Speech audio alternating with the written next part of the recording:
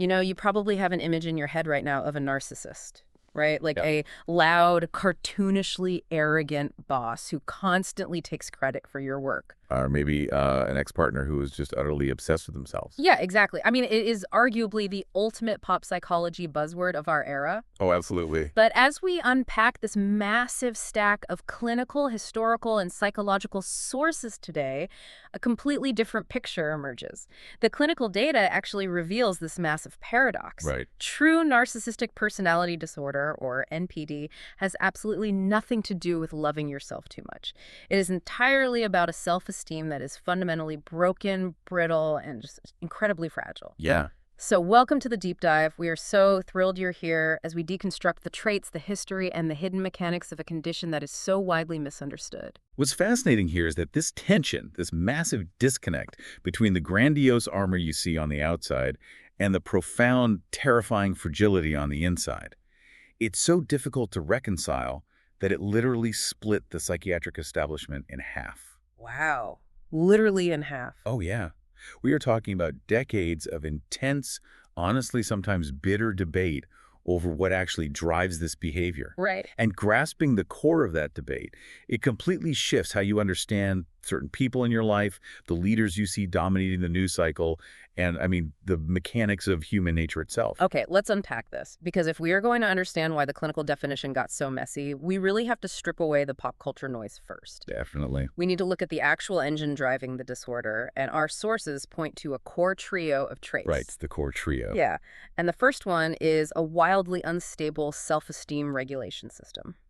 I like to think of it this way. Imagine your self-esteem as a thermostat in a house. Okay, I like that. For most people, it regulates itself. You get a bad review at work, the temperature drops a bit, you feel chilly, but eventually your internal furnace kicks on. You process it, and you recover. Right, you bounce back. Exactly. But for someone with clinical NPD, that internal thermostat is completely broken. There is no furnace. Yeah. The temperature inside their house is entirely dependent on the weather outside. That is the perfect way to visualize it. I Yeah. mean, because they are entirely reliant on the external environment, their reactions are just completely out of proportion. Right, they can't regulate. Exactly. A single compliment can cause a state of absolute euphoria. They feel invincible. But a minor slight, like a coworker casually mentioning that their presentation ran a little long, Yeah. it doesn't just make them feel bad, Right. it causes a catastrophic system failure. Oh, wow. The psychoanalyst Heinz Kohut, he actually coined the term narcissistic injury for this exact phenomenon. To someone with NPD, criticism isn't just feedback. It is processed as a literal existential threat to the self. So if your very existence is threatened by, a passing comment in a morning meeting, you're going to react as if your life is in danger. Exactly. Which really explains the concept of narcissistic rage, right? It's that disproportionate, sometimes explosive reaction to a minor critique. Oh, yeah. They might spend the next 6 months trying to get that coworker fired just to restabilize their internal temperature. Man, that's intense. It is. And that extreme vulnerability, it necessitates the second mechanism of our core trio, which is defensive grandiosity. Defensive grandiosity. Yeah, clinicians often refer to this as the mask model. Mm-hmm. The visible arrogance, the name-dropping, the constant need to be the smartest person in the room. That isn't the core of the disorder. It's not. No, it's a coping strategy. It is a psychological fortress built to hide a complete intolerance of being ordinary. Because if you are ordinary, you are flawed. And if you are flawed, you are worthless. Wow. So the grandiosity is really just the armor protecting that broken thermostat. Which completely flips the script on how we usually think about arrogance. Now, I do want to push back a bit on the third part of this core trio, Yeah. which is the empathy deficit. When people talk about NPD, the classic line is just, they don't care about anyone else. Right. You hear that all the time. But is it really that simple? Wait, so do they just not understand how other people feel at all? Are they completely blind to the emotions in the room, like someone who is tone deaf trying to listen to a symphony? It's actually far more complex than being emotionally blind, and the distinction here is crucial. We have to separate cognitive empathy from effective empathy. Okay, break that down for me. So people with MPD often possess excellent cognitive empathy. That means they can correctly identify your feelings. They can read the room. Oh, really? Oh, yeah. They know exactly when you are sad, they know when you are angry, and they know the precise words to say to navigate or, frankly, manipulate that situation. So the radar works perfectly fine? The radar is highly attuned. What is impaired is the effective empathy. Effective empathy, okay. Right. That is the internal compulsion to actually care about your feelings or to adjust their behavior if your feelings conflict with their own self-interest. Ah, I see. They recognize your sadness, but they simply don't feel moved by it if acknowledging it gets in the way of what they need in that moment. Hmm. The wiring to understand the emotion is there, but the connection to compassion simply doesn't engage. The radar works, but they just unplug the monitor when it's inconvenient. Exactly. That makes terrifying sense. And, if NPD is truly about a fragile core wearing a protective mask, it stands to reason that the mask doesn't always have to look like loud, chest-thumping arrogance, right? Right. If the goal is just to protect the ego, there must be other ways to do it. There absolutely are. And this is where the public perception completely diverges from the clinical reality. How so? Well, in the early 1990s, landmark studies began to clearly separate narcissism into two distinct presentations. We have the overt or grandiose type and the covert or vulnerable type. Okay, covert narcissism, I've heard that term. Yeah, thanks to researchers like Paul Wink in 1991. The overt subtype is exactly what you expect, the willful, entitled person constantly seeking the spotlight. The classic CEO type. Right, but the vulnerable subtype looks entirely different. These individuals present as shy, hypersensitive to criticism, chronically envious, and deeply, deeply resentful. So they might sit quietly in the corner at a party, just completely withdrawn, but it's not because they're humble. No, not at all. It's because they're sitting there thinking everyone else in the room is too stupid to appreciate their unique genius. Exactly. They are still carrying that same broken thermostat, but instead of demanding you fix it, they sit in the freezing cold, just resenting you for not noticing. That is a phenomenal way to put it.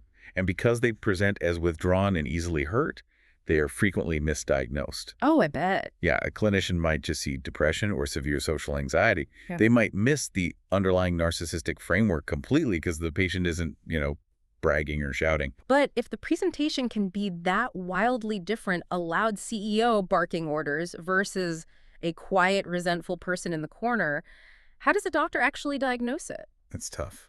I mean, I was looking through the official Diagnostic Manual of Psychiatry, the DSM-5, and it feels like the manual itself is having an identity crisis. It absolutely is. The manual's reflecting the massive schism in the field right now. Yeah. If you open to Section 2, which contains the standard criteria clinicians use every day, it relies on a classic, mostly grandiose categorical checklist.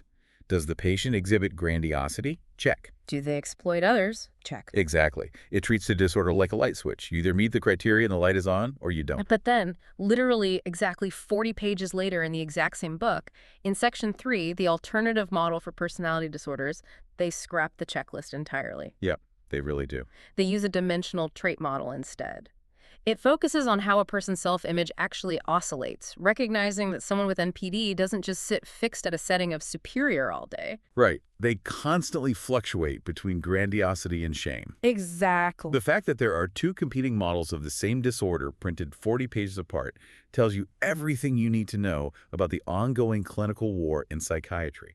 It's crazy. It's the battle between categorical diagnosis and dimensional diagnosis.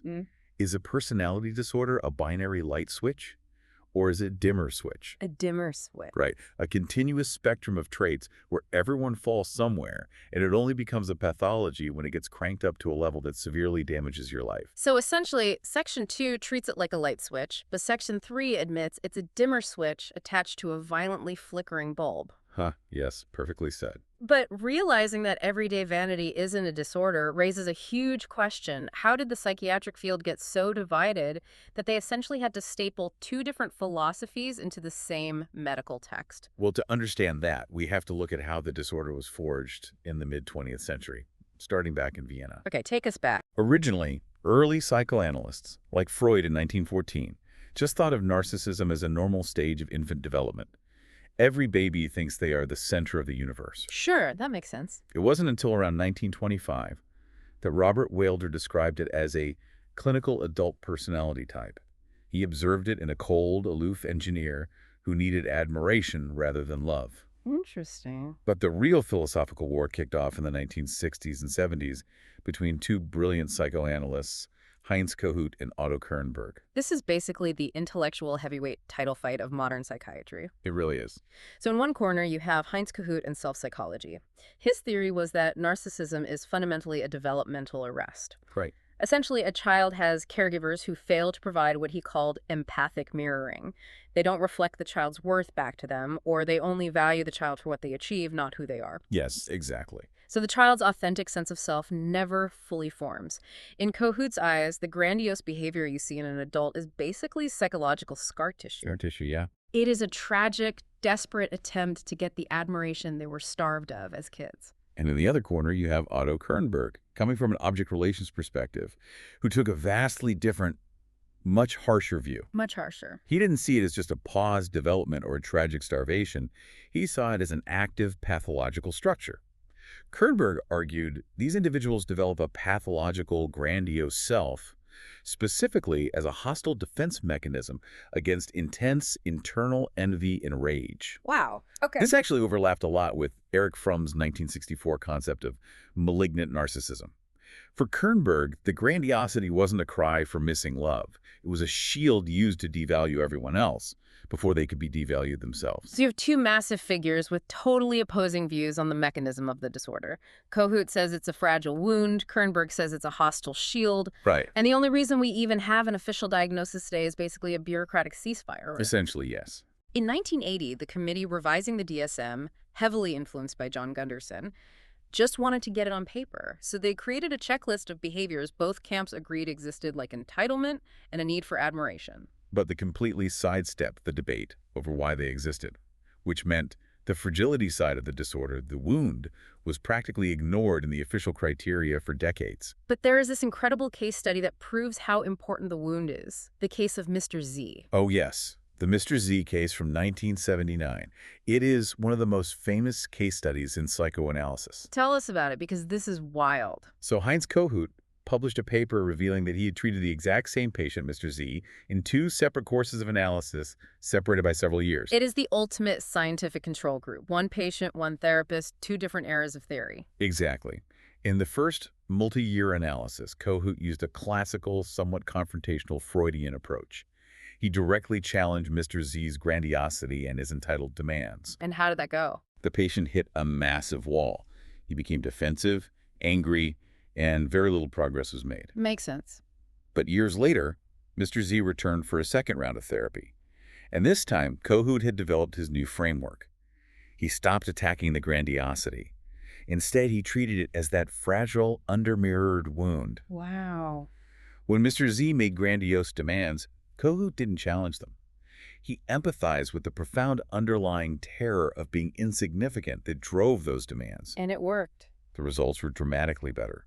By addressing the fragility instead of fighting the armor, they actually made progress. It's incredible. If you attack the fortress, they just build thicker walls. If you speak to the terrified person inside the fortress, they might actually lower the drawbridge. Right, exactly. But all of this deep clinical nuance got completely flattened about 15 years ago when the media decided we were in the middle of a massive societal crisis.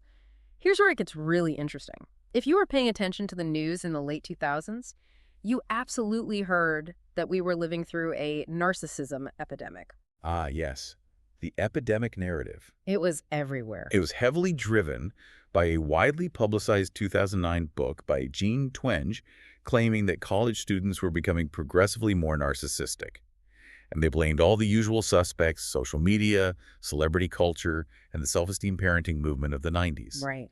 The media ran with this narrative entirely because it confirmed every generational bias older people have about younger people. But the underlying data was deeply flawed, wasn't it? I mean, they were using the Narcissistic Personality Inventory, or the NPI. Yes, the NPI. And the original survey just asked college kids if they agreed with statements like, I am an assertive person, or I like to take charge. And then they scored those answers as pathological narcissism. That was exactly the methodological flaw.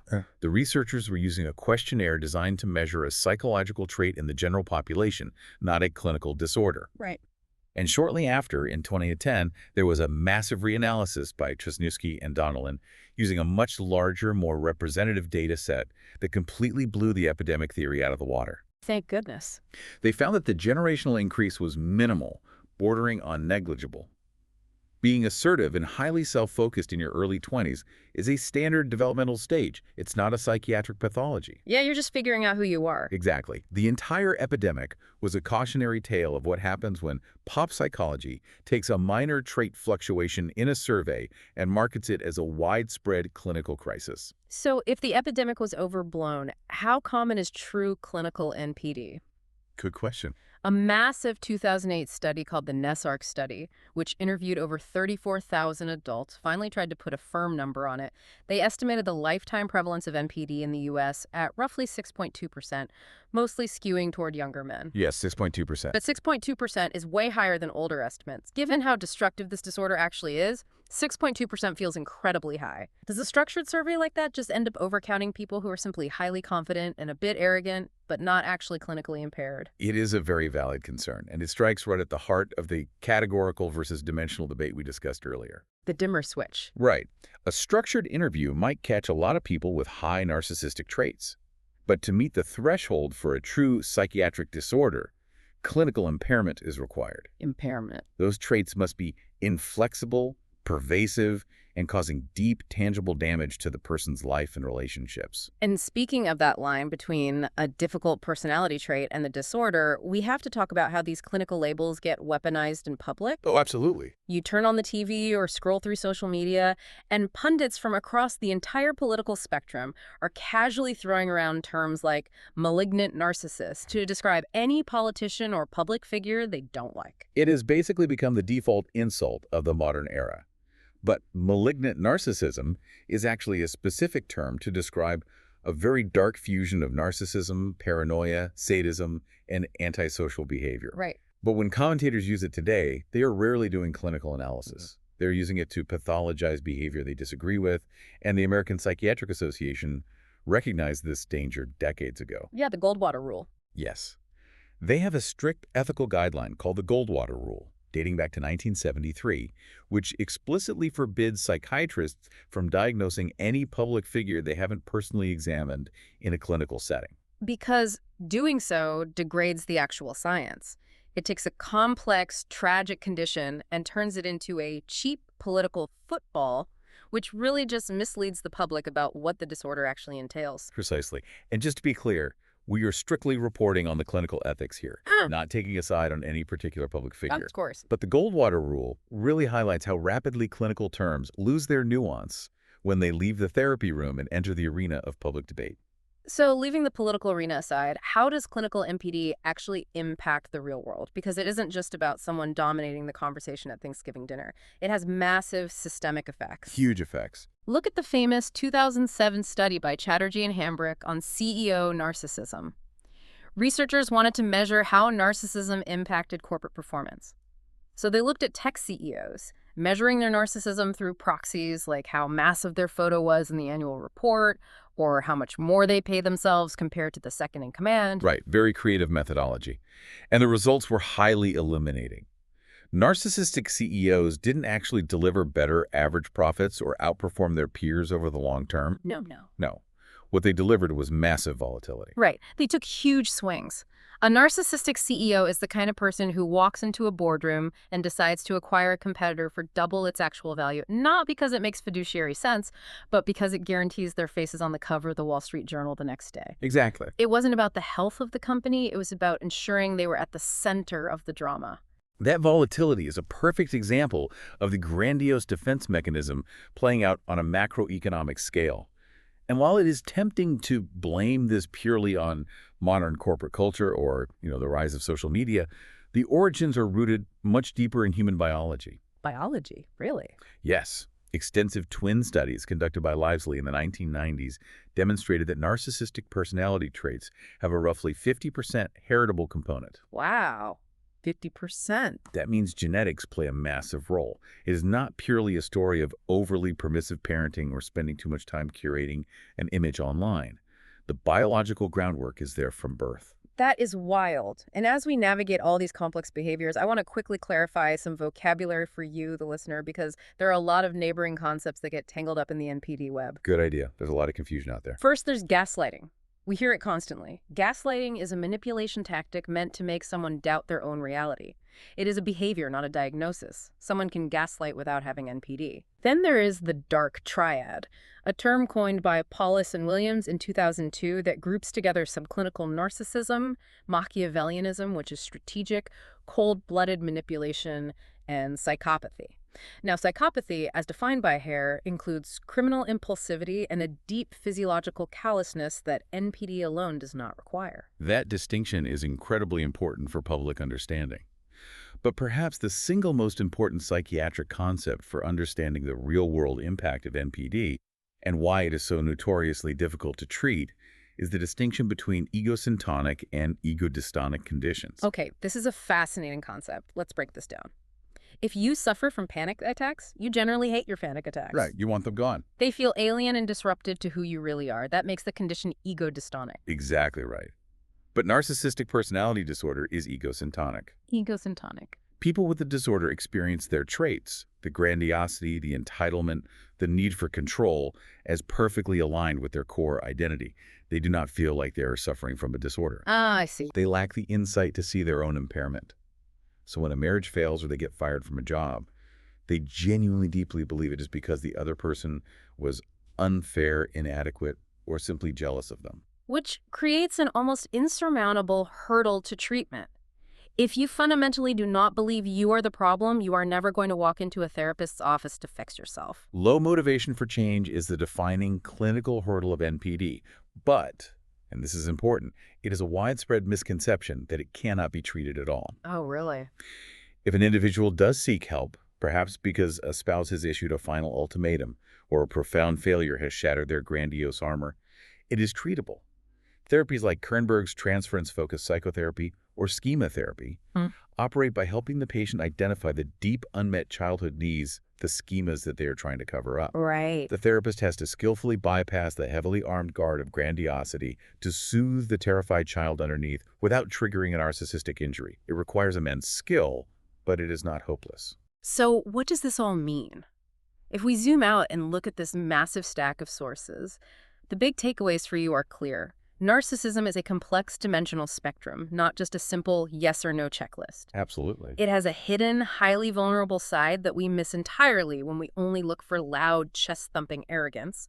And most importantly, true clinical NPD isn't just about high confidence. It is characterized by severe internal impairment, volatility, and relational destruction. Above all, the arrogance you see on the surface is the symptom of the wound, not evidence of its absence. And that profound reframing leads to a final thought I want to leave you with to mull over. We all know the ancient Greek myth of Narcissus staring into the pool of water, which is where the very word comes from. Right, falling in love with his own reflection. But clinically, the real takeaway from the poetry of Ovid isn't that Narcissus loved himself too much. It's that he was fatally transfixed by an image in the water that he couldn't recognize as himself. He was starving to death on the bank while looking at a reflection he didn't know was his own. At its absolute core, this disorder isn't a story of overwhelming self-love. It is a story of profound, tragic alienation from the true self. Which takes us right back to that broken thermostat we started with. It's not that the house is too warm, it's that the person inside is freezing, completely reliant on the weather outside just to survive. Thank you so much for joining us on this deep dive, and we'll catch you next time.